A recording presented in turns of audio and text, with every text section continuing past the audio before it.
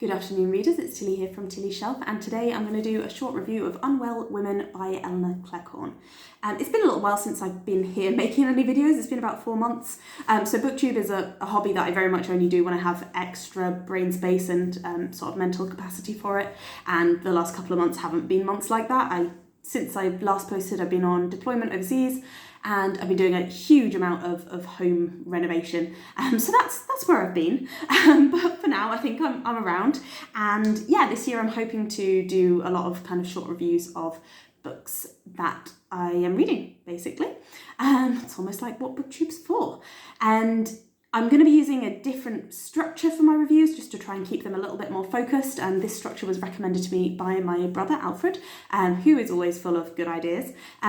He recommended to start with what went well, then go to even better if, and then a surprising strength. So with that said, let's get started. So Unwell Women by Elinor Cleghorn came out in 2021, and it is a non-fiction book about the history of women in medicine and the history of women's medicine. A journey through medicine and myth in a man-made world. So I saw this on a bookstall at a healthcare event, at kind of a conferencey thing, and I thought it sounded like exactly the kind of thing that I wanted to read, and I put it in my Christmas list, and Roz from Scally-Dandling About the Books very kindly got it for me for Christmas. So to start with what went well, after the first couple of chapters, the prologue I didn't really kind of get on with, it became very, very engaging. I never expect non-fiction books to be page turners. Maybe I just haven't read enough good non-fiction, but I am always surprised when I find myself really gripped by non-fiction and wanting to go back to it and wanting to find out more, particularly with this because it's a story that unfolds over decades and centuries, and it's not like a couple of individuals, it's really an overarching story. I was surprised by how engrossed I was and how much I kept wanting to go back and think, like, what's going to be the next development in the study of, I don't know, witchcraft and the miscarriage and things. I was really like interested, and the book just kept me coming back for that. I liked that it also covered, in terms of women's health, it's not just about unwell women, it's also about well women who have found their wellness to be pathologised by a predominantly male-led medical establishment. So that means talking about things like menstruation, pregnancy, menopause, how those concepts have been taken, and how a couple of maybe unusual cases, particularly a lot of women's health study was done on kind of rich women who could afford to see private doctors, who might have a quite unusual problem, which was then extrapolated to be about, every woman who has these problems during menstruation, therefore women can be considered ill and unstable for 1 week of every month, for instance.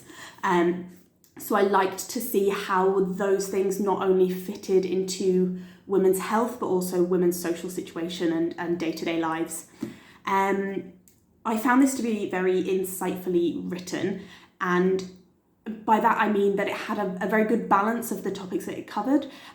It's got empowering moments when it talks about women kind of entering medical school for the first time, women kind of fighting back about diagnoses that are inappropriate, women who are going out on their own to do studies of menstruation to be able to come back and say, actually, these are the facts, this is not what you think it is, this is normal. And I enjoyed seeing how women were able to kind of put that together and overcome certain hurdles. But it's balancing that against areas that are quite revealing, at times quite dark. And for me, revealing of people that I had long considered figures that I greatly respect and that I do still greatly respect, but sort of darker sides to their attitudes and opinions. So for instance, there's a lot in this about the development of contraception and how that development of contraception initially linked into a lot of sort of eugenicist views or views around suppression of different racial groups, which I wasn't aware of at all, but as soon as you read it, you're like, that does make sense in the context of the kinds of things that were going on at the time when they were developing contraception. So like the advantages that the modern woman gains from having access to contraception kind of set against the ways that those were used as a tool of oppression for many decades. So I found that very useful information for me to be able to kind of understand the context in which I'm living, I suppose. Another strong aspect of the writing was the use of kind of humanising case examples. So a lot of the chapters will start with, there was this woman at this time, she had these symptoms and she went to this doctor and this is what happened.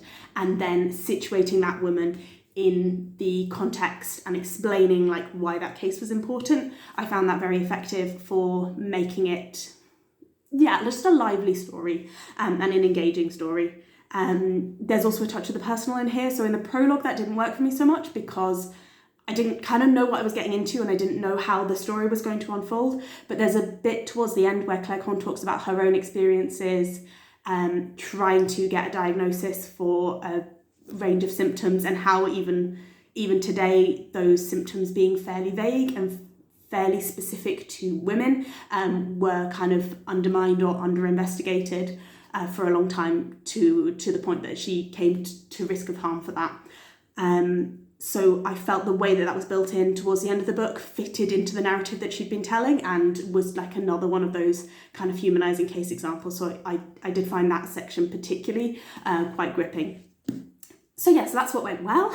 Even better if at the start of the book, she does use a kind of geographical variety, and there's bits sort of from ancient Greece and bits from different parts of Europe. As the book goes on and there's, I guess, more historical records available, it becomes pretty much exclusively focused on the US and the UK. It's quite Anglocentric. I felt that it would have been better to hear a little bit more about things that might be going on elsewhere in the globe. Obviously, it's already a fairly long book, and without it being a massive tome, I guess there were some limitations that she had to put on herself in terms of what her scope would be. But it's kind of a bit, it starts out with a wider scope and then it narrows in, and I would have liked to hear more about different things. I could have read definitely another 100 pages of this without getting bored if it was written in the same way, so we could have had a bit more. Surprising strengths then.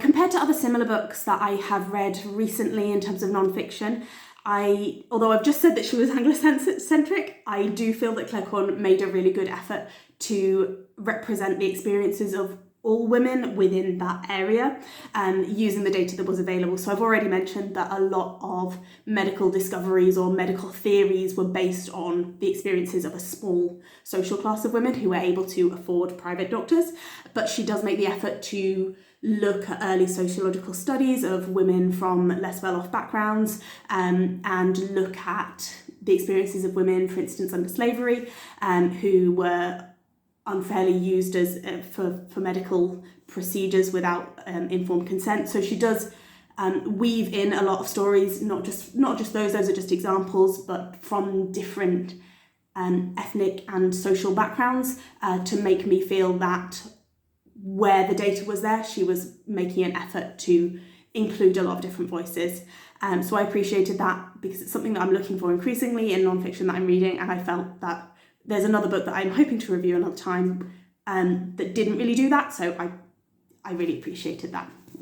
So that is Unwell Women by Elinor Cleghorn. It's a strong recommend from me, definitely, particularly if you're interested in healthcare, particularly if you're interested in women's rights and women's kind of social history. The comparison point that I would make for this would be The Five by Hallie Rubenhold. So that's a social history of 5 women in the Victorian era.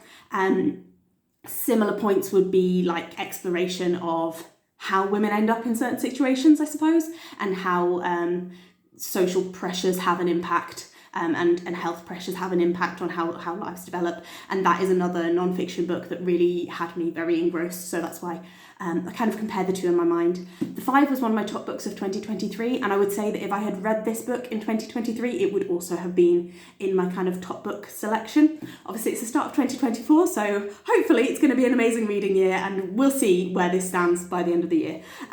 But yeah, thank you very much for watching. Let me know if you've read this or if you've read similar books. I know that there are increasing numbers of books around kind of gender disparities in healthcare and in the world, so if you've got any particular recommendations, please do let me know. And yeah, it's good to be here again, so I hope to be back again soon. Thank you.